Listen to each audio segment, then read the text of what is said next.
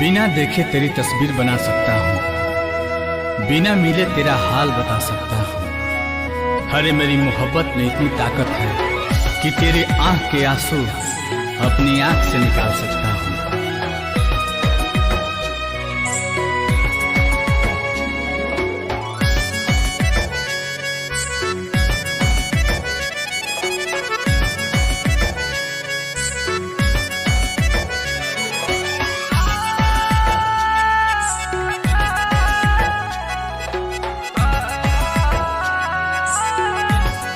बिछड़ के को पल तोहसे जियल नइखे गवारा हो।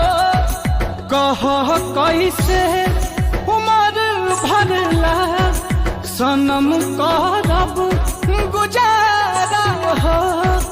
रोता दिल बेचारा हो, होई प्यार न दोबारा हो, होई प्यार न दोबारा हो,